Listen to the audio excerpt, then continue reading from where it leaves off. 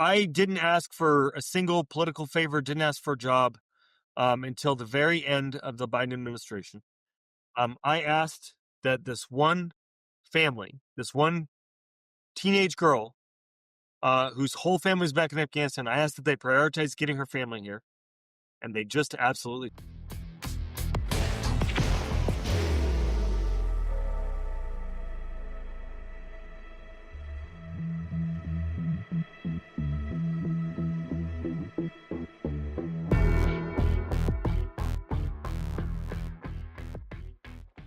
Welcome back to Fractured, everyone. My name is Douglas Herman. I'm one of the co-founders of Refocus and one of your co-hosts for this evening. We have a really, really special guest with us today who's going to be able to kind of unpack a super, super critical situation that really honestly has fallen out of the news cycle in a way that really is unsettling. Shawn VanDiver is the president and founder of Afghan Evac, which is an organization that has been working tirelessly to support our the allies on the ground in Afghanistan who worked with our military, the United States military, as well as the NATO forces, and are now essentially have been left behind and are not getting to the safety that they need. So we're really, really excited to, I guess maybe that's the wrong terminology to use, but it's very important to have Shawn with us today so that we get a chance to talk about this topic that really has fallen out of the headlines. So Shawn, thank you so much for being with us today on Fractured. It's a pleasure to have you with us. Really excited to be here. Thank you so much. I really enjoy this podcast and everything you guys do. So excited to get started. That's great. That's great to know that you're one of our fans. It's wonderful to have you in our corner.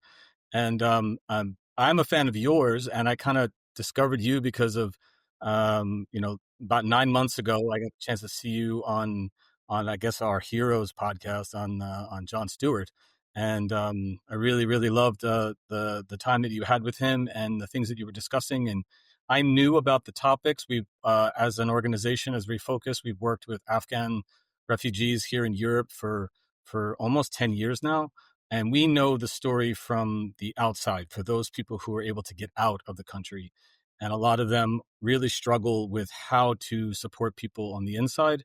And later on in the episode, we could talk a little bit about what Refocus is doing to work with people who are still inside. But you have been, for the past 5 years, or maybe even longer, working with Afghan allies, people who have been working with our military. And we'd really like to hear more from you about what Afghan Evac is and how you structure your work, and really how you've become so effective in what you do. Look, Afghan Evac is an organization that was born in the fall of Kabul, right? I was sitting right here at my desk, and I had previously sent a message to my friend Lucky, who was an Afghan interpreter who had made it to the United States in 2017. We met through some advocacy work I was doing around the first Muslim ban that President Trump had implemented.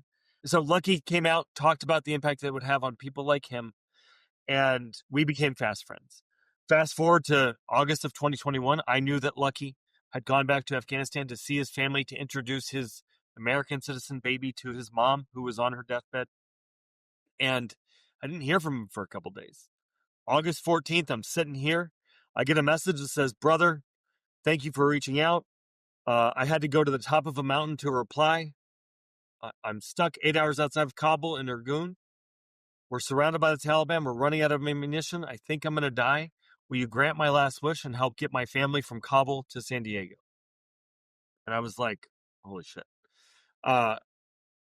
Thousands and thousands of people around this country, around the world, United States and around the world, got messages like that from people they'd either served with or had gotten to know, desperate to get out, desperate to get to the promise of America, or the promise that Allied forces had made to these folks. You know, they said, if you stand shoulder to shoulder with us, we'll stand with you, and you can become a citizen in whichever country they were serving with. So I sort of sprang into action. I started asking people, one, would they donate to help cover flights?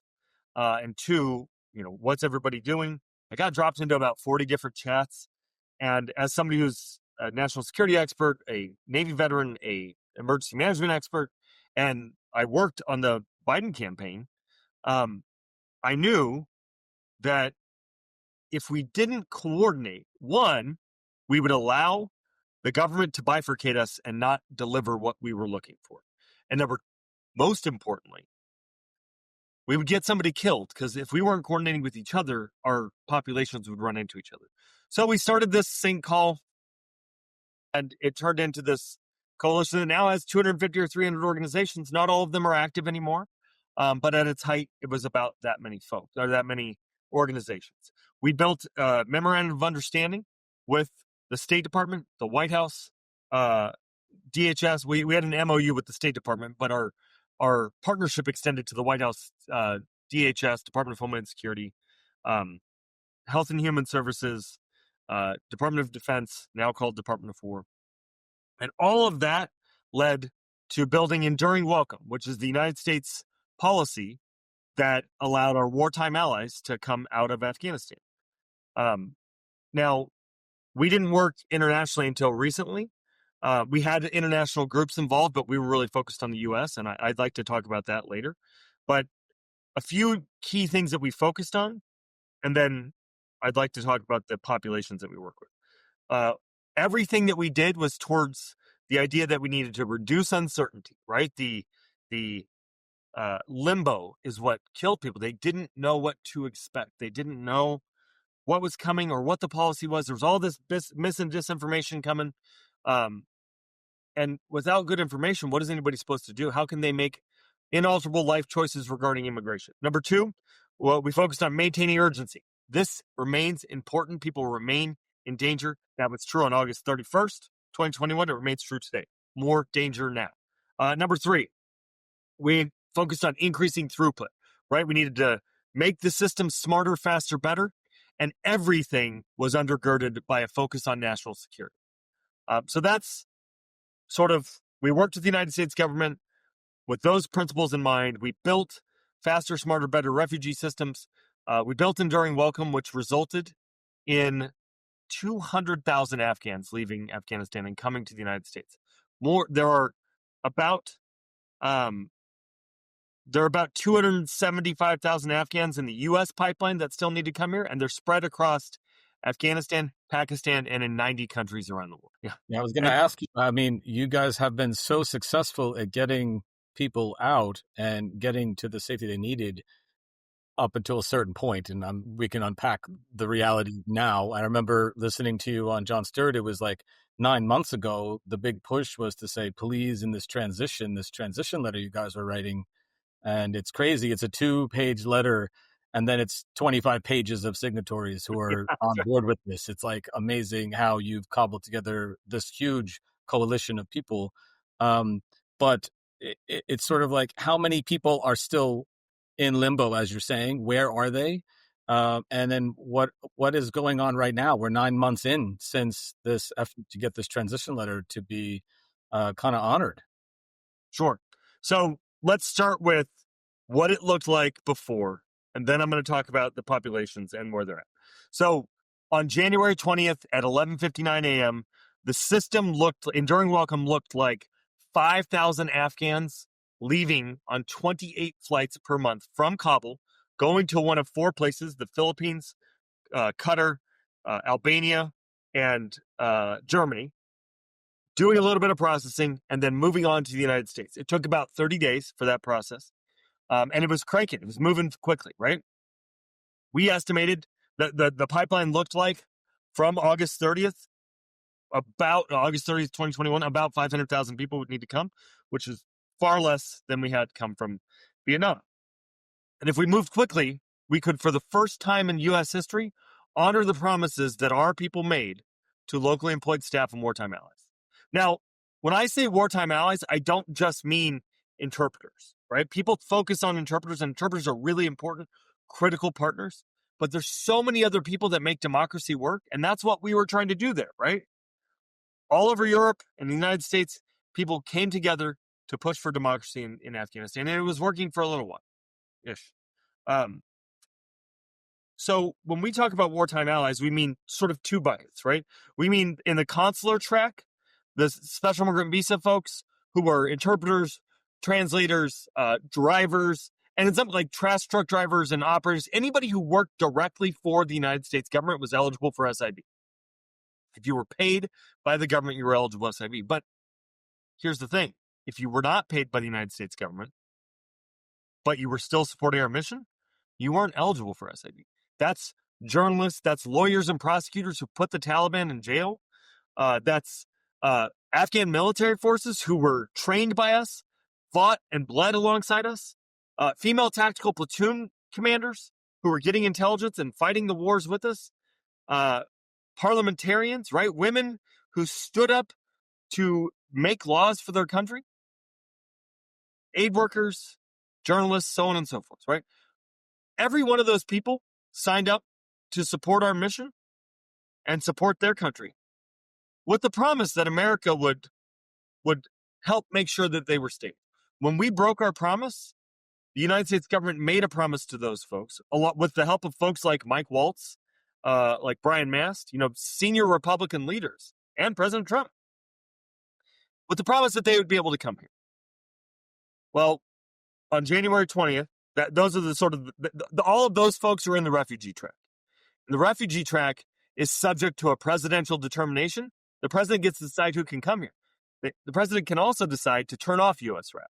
And on January 20th, 2025, at 6 p.m. or so, after the festivities of the day had taken place, President Trump signed a couple executive orders. The first of which, Executive Order 14163, was a pause on all United States Refugee Admissions Program admission.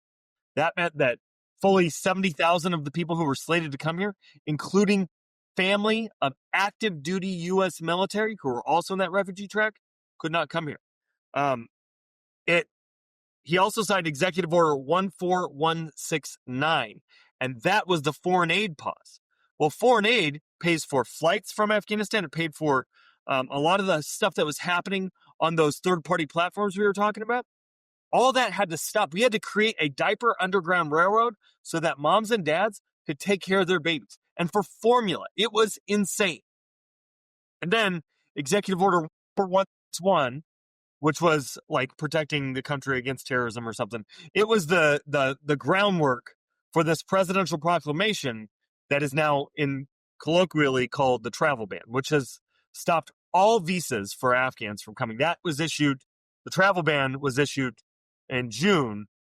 Executive Order 14161, the groundwork for it, was issued January 20th. Now, that travel ban has resulted in all family reunification stopping except for SIVs.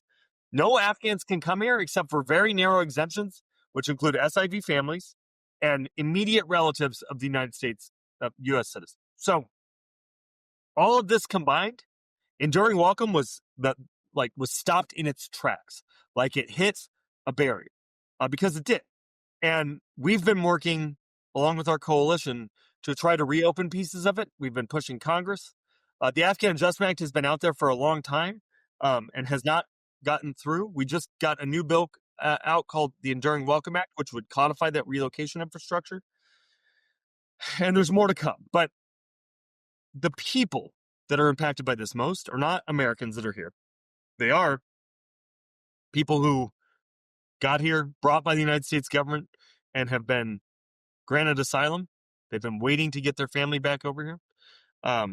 It's Afghans around the world. Like I said, we have 265,000 Afghans around the world who are in this pipeline, have been vetted, are at some stage of this process and just can't move. There's, on the SIV population, which is codified by law and is still sort of moving, there's about 200 arriving every month. Here's the problem. Every principal applicant that comes here has to have a visa that's allocated by Congress. There are about 7,500 remaining. But as of July, there were 35,000 approved principal applicants and another 140,000 of their family members, right? It's about 4.5 family to every principal applicant. So we have a major coming on that. Refugees have completely stopped. Through the ban, they've stopped all these follow to join. There's 15,000 15,000 family reunification cases and 3,000 cases of active duty U.S. military family members. We also have about 1,200 people trapped, or 1,300 people trapped on a U.S. State Department run facility in Doha, Qatar, called Camp Asaliya. Well, the Wall Street Journal just covered that a few weeks ago. Most of those people are refugees, and they can't be sent back, even though the Department of Homeland Security is right now trying to make the case to send them back. They ended temporary protected status here in the United States. They ended humanitarian parole in the United States. They terminated parole. And now they're saying that Afghans are here illegally if they arrive in those pathways. Now, if you're an Afghan who arrived through Enduring Welcome, you're safe. If you came during the withdrawal and you don't have durable status yet, you're not safe. They're trying to deport you. And so if you've gotten asylum, be good. But if you haven't, I'm at court every week with a program that we have called Battle Buddies. And I'm seeing Department of Homeland Security lawyers make the case that these folks be deported.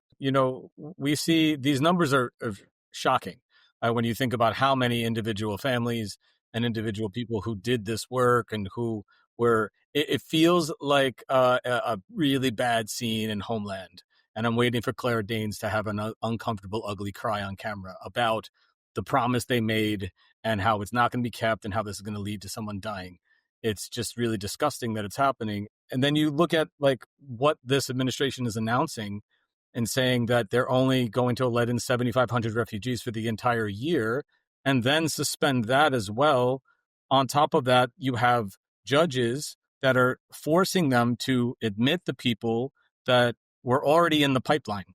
So they're already in one of these schemes that you've been describing that they're supposed to be able to get in. They're in transit. They've already been vetted. They've already been approved. They have travel plans in action. And suddenly, boom, it's like, I think about what it's like to get like your flight's been canceled and how destabilizing it is for you just to get home a couple of days later.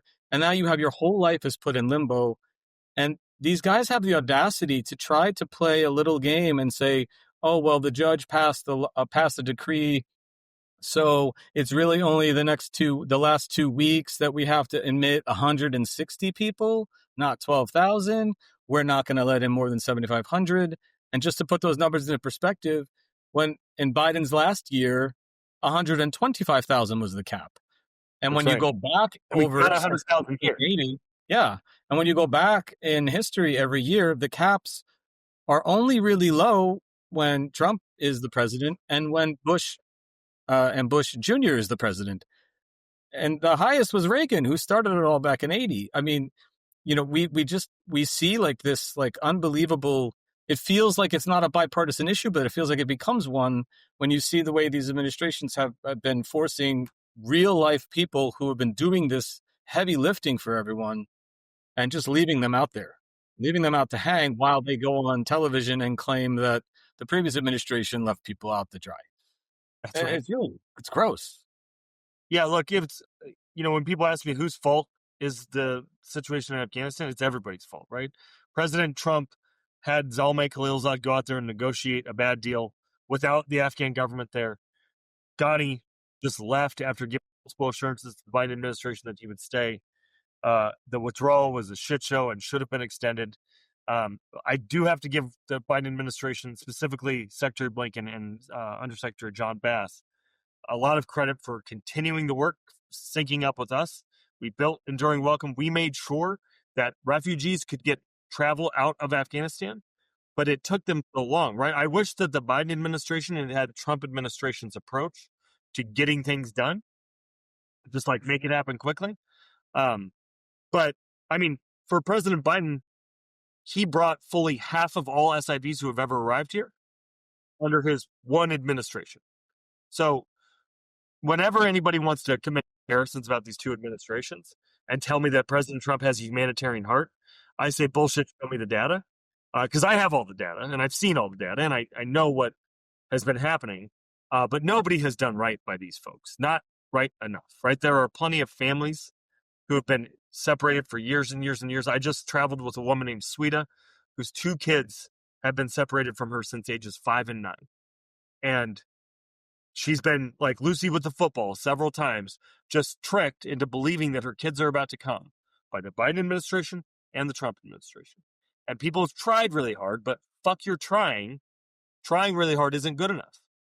And if you're listening to this and you feel like I'm talking to you, I am.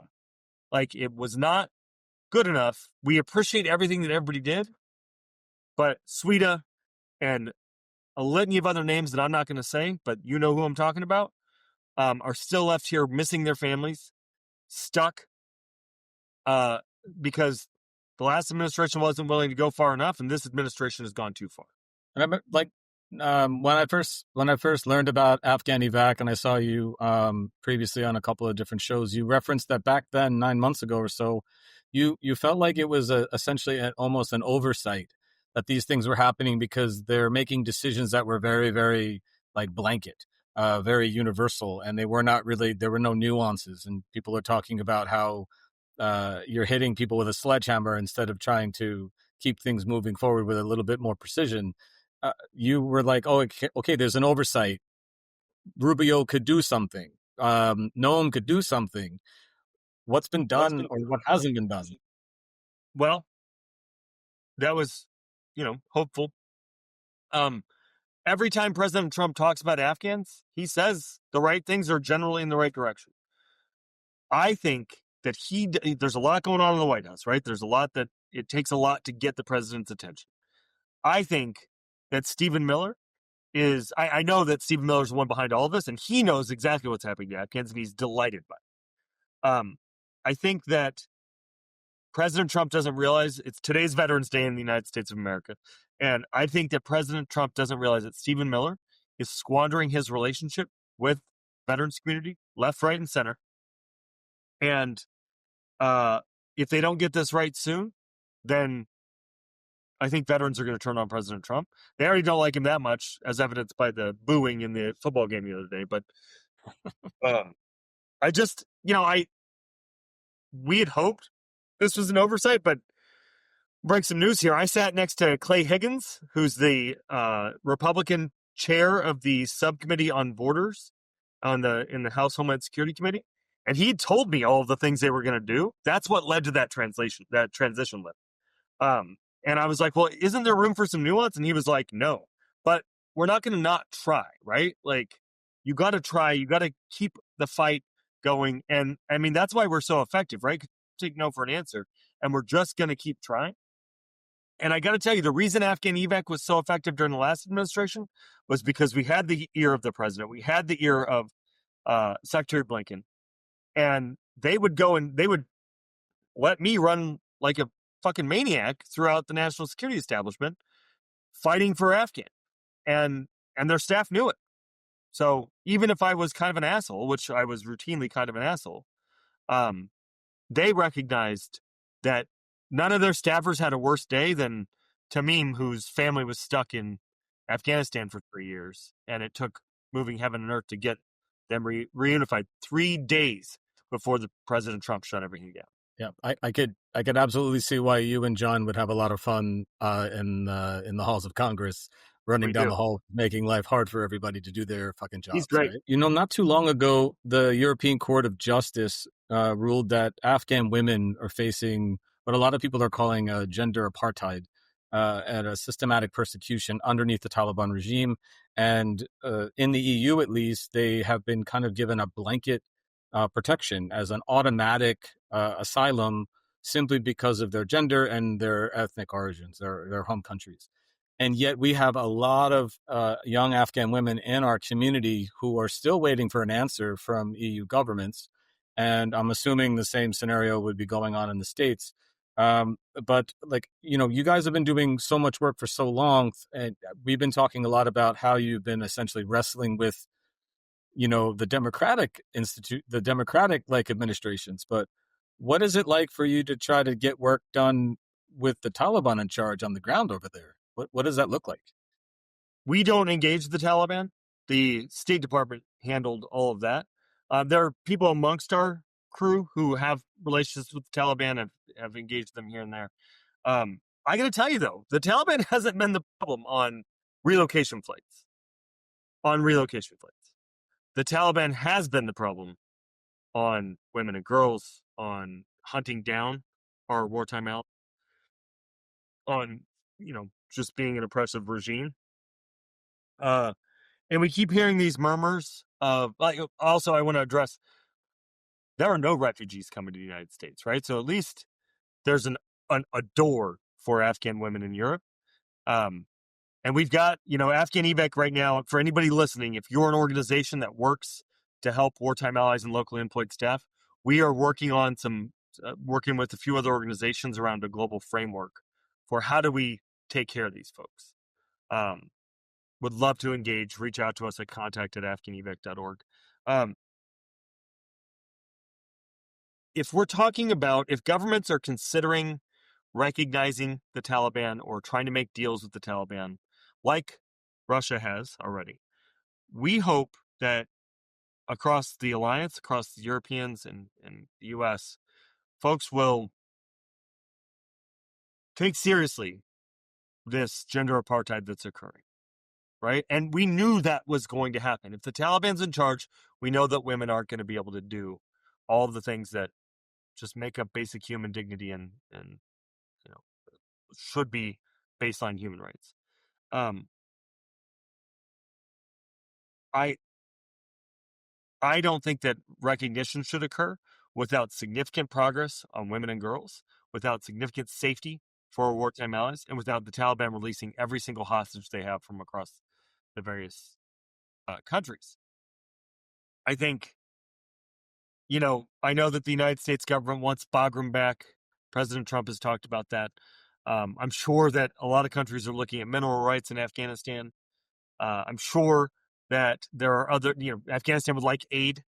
Uh, we cut off all the aid, which is an insane behavior. Um, and I think that, Afghan women and girls deserve to be able to go to school past sixth grade. So any conversation that's happening about normalization of relations has got to have those prerequisites. And look, what you may hear from many diplomats is like, well, they're never going to do that. Well, okay, fuck them then. They don't get to have normalization. They don't get trade. They don't get this. They don't get that.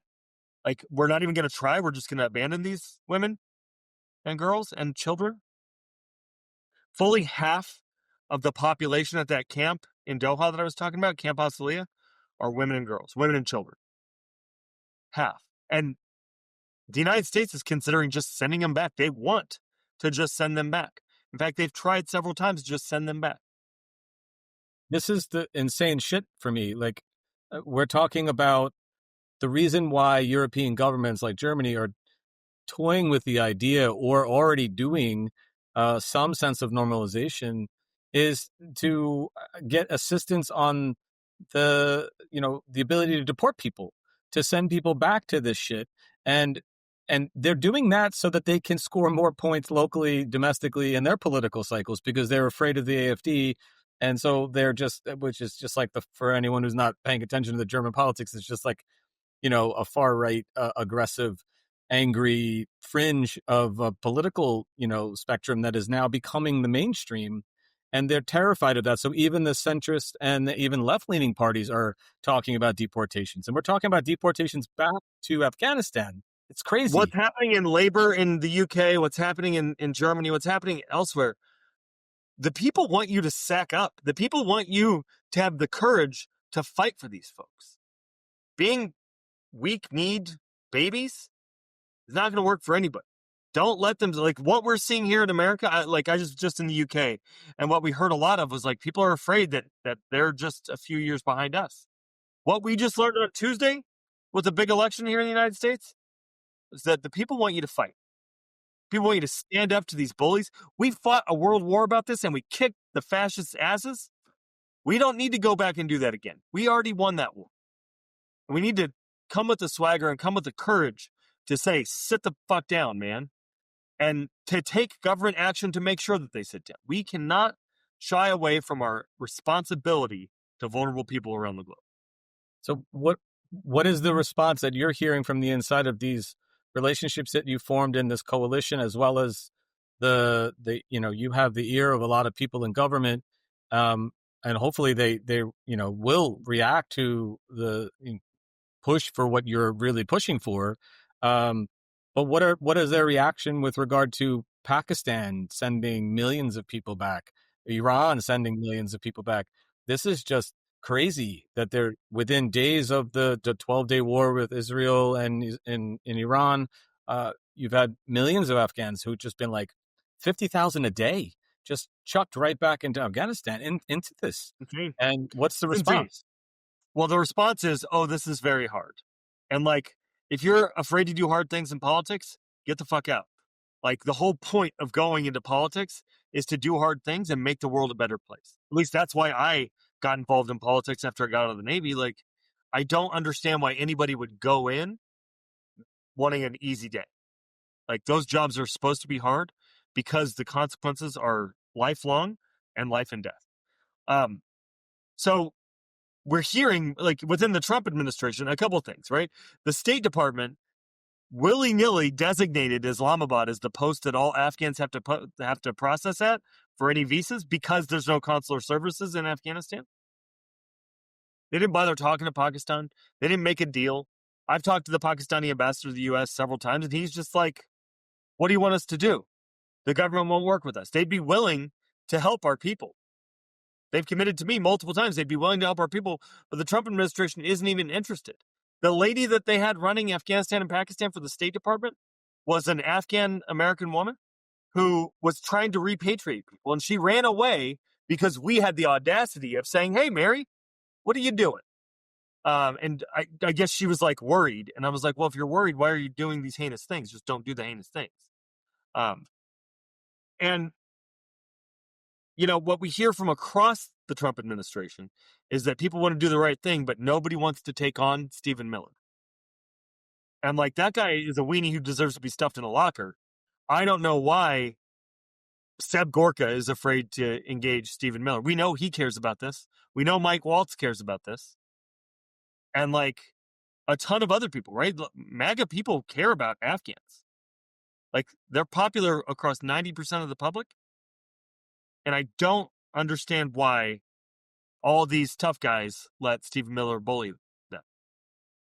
Yeah, I mean, you know, in 21, we were in Berlin at a film festival with some of our Afghan filmmakers, and then it was at the time when all of these airlifts and all of these people were getting in, and all these special evacuations were taking place. We were getting a lot of the same calls that you were receiving.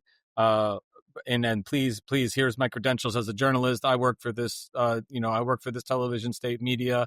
I'm in danger. My family needs to get out. What can you do to help us? And we were really, you know, like paralyzed by the reality of what does it look like to get people out. But at that time, everyone was tripping over themselves to help Afghans. And here we are now, turning a blind eye to millions of them being deported back through like just blatant ignorance of international law. It's almost as if like when the international law and the covenants are ignored on one side, everyone else is like, oh, well, then we can do that too. So what's the difference? So, you know, like we had a lot of members of our community who are Afghan, but they were born in Iran because their parents had fled the Taliban before. And then during that time period, they've never known Afghanistan. And now they're seeking asylum or getting asylum here in Europe. And they're potentially in danger of being deported back because their asylum either hasn't been renewed yet or hasn't been renewed or hasn't been approved in the first place, even though they arrived in 2021. And so you have these European governments who are like presenting one story to the press and then another story to the potential voters who they're worried about losing, that, you know, like they were never going to get those voters in the first place. So I don't know why they're modifying their policies to try to like, they're not pulling anybody back into their tent. Those people were trying to burn down their tent. So I don't understand why they keep burning it down themselves.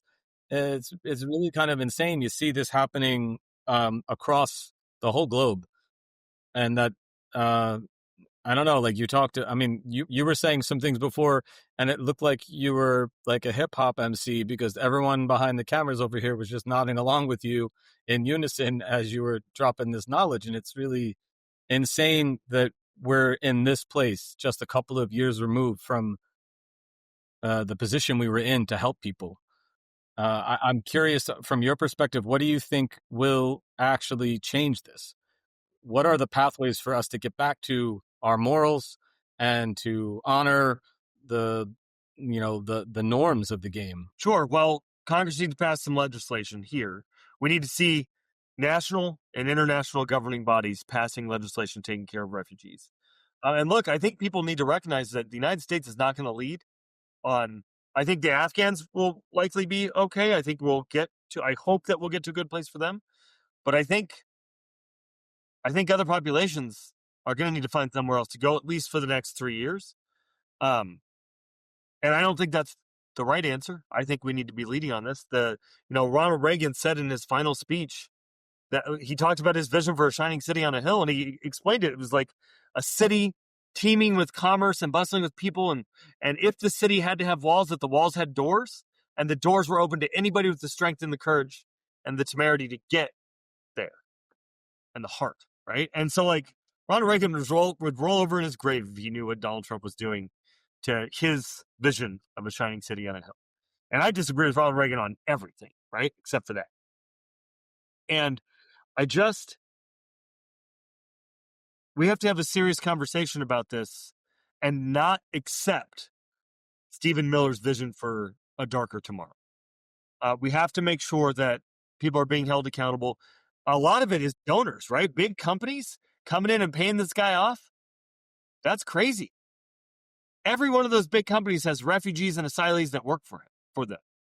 Every single one of those companies makes money off of telling heartbreaking stories, if they're a media company, of heartbreaking stories of these folks. And then they pick up their cameras and they leave, right? And so the world has a global obligation to vulnerable people, especially as we're going to start seeing climate refugees, and it's not going to get better. So we need to solve this big vexing problem, just like we need to solve for healthcare, and just like we need to solve for affordability and housing and all of these other things. And they're all interrelated, right? So I don't have a lot of hope that things are going to change before the midterms next year in the United States. But everybody around the globe can be working together to figure out what right looks like, and what right looks like in their country, and sort of how we can have a through line globally to get it right. I mean, like, right now, a lot of what Afghan evac is doing is we launched this program called Battle Buddies with Iraq and Afghanistan Veterans of America to stand with refugees and asylees, not refugees, to stand with asylees or hopeful asylees in immigration court as Donald Trump tries to throw them out. We're trying to stop the bleeding right now, and then we can rebuild, right? And we can't keep doing this pendulum, right? We're never going to get anywhere if every time especially if people on the left rebuild very slowly, too slowly, and then people on the right come through and just slap everything down and crush it all and take us further back, which is exactly what we've seen over the past 10 years. And I think, something that maybe not everybody pays attention to, because you could hear the whole refugee thing has kind of become a dirty word. You don't even use that word in the media anymore. It's migrant, it's illegal alien. We're back to like the shit I used to hear when I was a teenager. And it's like, oh, aliens are coming in from all these countries. It's like, what are you talking about? Like, this is just dehumanizing in the first place, this language. But, a lot of people don't understand who these people are. They don't know what vetting looks like. They don't know who's actually who's already been essentially approved to come in, and they're now being like just left, potentially to be deported back or to just be kicked back in after they're in this limbo space. So could you like encapsulate it quickly for people to understand who you're really talking about here? Yeah, look, I mean, we're talking about people who served alongside the United States government. We're talking about people who are fleeing desperate situations. They're going to be killed if they don't get out. We're talking about people that are showing up here and building businesses and thriving in our economies. We know that the last Trump administration did a study, and it was a billions upon billions of dollars of net positive impact that refugees made. And it shouldn't be a dirty word, right? Sometimes people need help. And when you need help, you get the help. You're stronger, you learn a lot, you're better, you deliver for your community better. And then you want to give back. And that's what we're seeing is these folks are arriving and they're trying to help immediately, even as the rug is being pulled out from underneath them. And we just can't do that. The world can be a better place. The world can be a place that works for people. Can Afghan evac set up like a holding environment in South Africa? because then maybe we'll have a pathway through as Afrikaners. Like, Yeah, this is, tell if any of your listeners are out there and want to give us $10 billion, yeah. we got you. Okay. AfghanEvac.org/donate. Wonderful. Wonderful.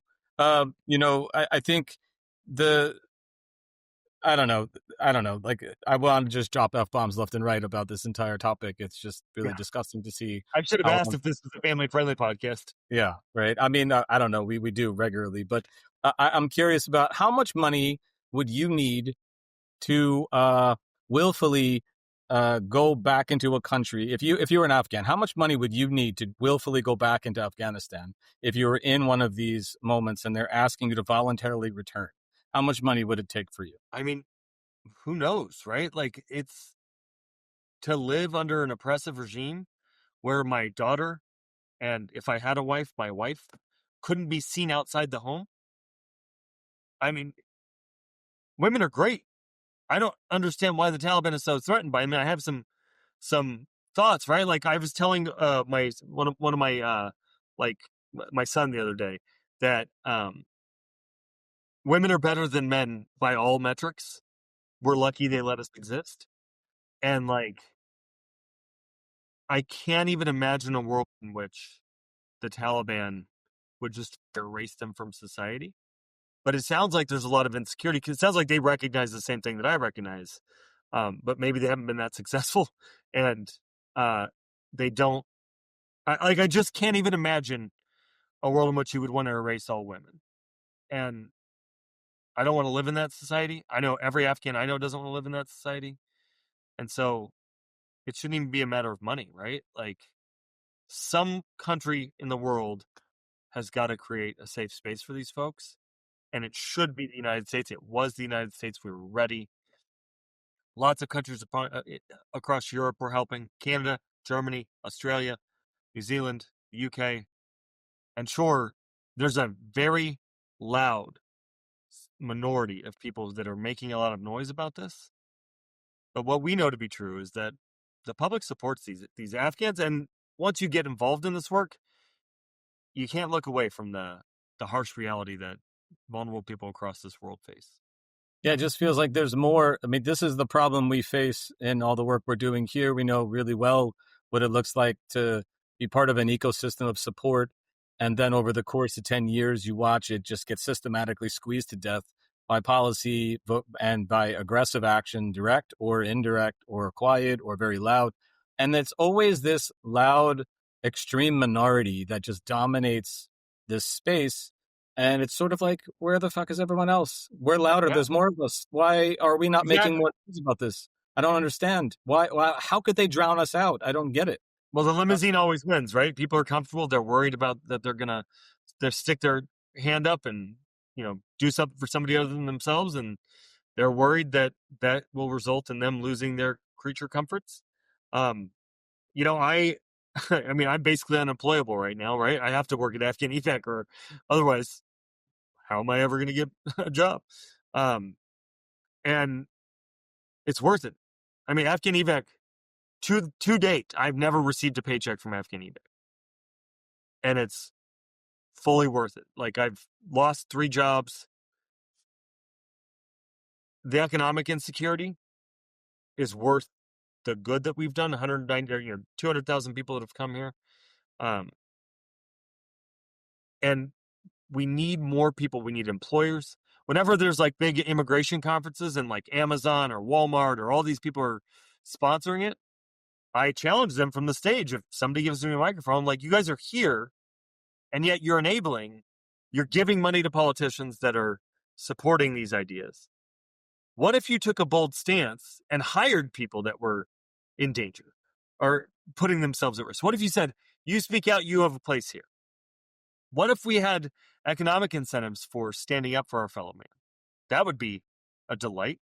I don't know that that's realistic, but it should be. Yeah, I mean, like, I don't know what it would look like if, millions of people suddenly out of nowhere just needed to come in and get supports. And then, oh, maybe, regular citizens would possibly say, come and be in my home. It's not that big of a deal. You can come stay here, or we'll give you temporary protection supports for 3 years and you can move to any country or any state you want. Do you know what? I don't know what that would possibly look like. I don't think it's really possible for the world to do that, is it? I Do we mean, have a instead, word I for it? think maybe we should just give them 5,000 euros and say, go back to Afghanistan. Because I think It's that's what Germany insane. is advocating for right now. That's insane. Like 5,000 euros, it'll get you pretty far in Afghanistan, but it doesn't. You're asking people to essentially commit uh, every suicide by another name, right? You're going to go back to this oppressive place where you already left, and they're probably going to kill you when you come back anyway, right? But Like, it's not even by another name. It's actually happened, and there's a history of it where people have been deported. You know, everyone keeps starting. They start with, "Oh, we're going to kick out the criminals, and we're going to kick yeah, out the never people who are true. not supposed to be here." And then suddenly you find out that a regular person with refugee status gets swept up in that. And you know, in 2018, out of Germany, a young guy, 23 years old, refugee, shows up in Kabul and commits suicide on day one because he was like, "There's no way I could survive this place again." I mean, these are real lives. These are real realities that we're just able to gloss past and ignore. And you know, I kind of know the feeling of saying like this is it for me too. You know, like this is the work we do, and this is where we are for the rest of for our known days because this matters enough, and we got to keep fighting the good fight together. Yeah, it's just awful. What we've done to these people is awful. With the couple of minutes that we have left, I'm curious. I'm sure you would probably have more than a minute in a response to any of the short form questions I would ask you. But I can keep it. okay, what's the most shocking thing that you learned in this experience, or a shocking thing? Doesn't have to be the most shocking thing, but a shocking thing that you experienced going through this work. Well, I didn't ask for a single political favor, didn't ask for a job until the very end of the Biden administration. I asked that this one family, this one teenage girl, whose whole family's back in Afghanistan, I asked that they prioritize getting her family here, and they just absolutely failed. And they took Christmas off, they took Thanksgiving off. We flagged her for them in May of 2024, and they didn't even start working on her case until November, after the election. She's still here alone. I don't know if her family's ever going to come. And I'm pissed off about it. And it's a major failure on the administration's part that I wish they had done something about. And none of those motherfuckers even called her to tell her that they weren't going to do it. I had to do it. That's fucked up. That's cold. Yep. And people tried, but fuck your try. I mean, I know that you can easily, and we'll definitely give you a moment to do it, to plug the ways that people can support Afghan evac. But outside of working with your organization, what else do you give us, like a couple of things that the average citizen in America or in Europe could do to have an impact in this situation? Because I think a lot of people feel somewhat paralyzed by what are we supposed to do? What are we supposed to do? The number one thing that you can do is write a letter to your local, state, and federal or local municipal, and then national elected officials. Tell them that you care about this population and that we have to do better by them. That's it. And you don't need to get specific. You don't need to know it that well. Just say that you care about this. Ask them to do something. If they need to get educated, they can come to us. That's the number one thing that you can do. The number two thing you can do is share about it, tell your friends. Number three, write about it, right? Write it up and about it.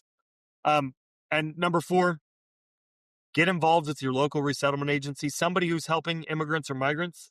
Volunteer. Share your time, treasure, and talent with them. We're definitely on board with that. We're doing the same on our end. We're currently trying to ensure that the people who are still inside are able to learn the same things that the filmmakers and the creators in our community who are able to get out are learning on a daily basis. Everybody around the cameras here, members of the community here are from Afghanistan or from other countries as well, and they're learning how to do this work so that they get a chance to be the authors of the story as well. And at the current moment, we would love to talk with you about how to spread the word a little bit further, where we are actively now teaching young girls inside Afghanistan online to ensure that they still have access to the same things that they used to have. So it doesn't really, as you're saying, past the letter, past speaking out, past going to a rally, past talking to your representative. it kind of just takes a little creativity from yourself to ensure that something can change and you can actually have an impact on one individual's life. Even if Right. it's not the entire situation, you cannot solve it, you still can have an impact. It's exactly right. And look, you can have a global impact or a local impact. What matters is you make an impact. You just get out there and try, right? If you find yourself sitting around your house, give a quick Google search. Just try. And ask people what they need. I mean, that's what you guys do over there. When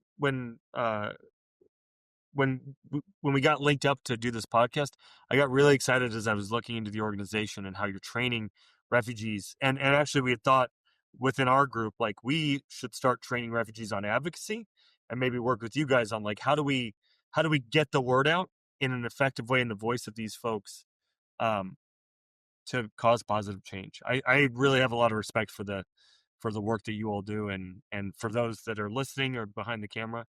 I'm just uh, grateful that we're all still in this and still trying to make positive change happen for Afghans and other immigrant populations around the world. Well, I thought it was really cool when I got a message saying that my almost 5-year-old nephew wants to bring Uncle Doug to school next week when we come back to visit for Thanksgiving. But this also made my day to hear that. Thank you, Shawn, so much. And I think I want to put you on my short list of people I want around my Thanksgiving table. John's there for sure, but it would be cool if you were there as well. Maybe we get a chance to hook up in person in the States when we're back. Shawn, Yeah. thank you so much for being with us. Thank you so much. This was so wonderful. Can't wait to work together. Great. Let's do it. Everybody, thanks so much for joining us for this second episode of our 5th season of Fractured. We're going to be back next week with another Humanitarian Watch and then more in-depth conversations with other really, really important guests like Shawn. And in the meantime, check the show notes and support Afghan Evac and all the other organizations that are supporting Afghans both here and back in Afghanistan. Thanks so much. We'll see you next week.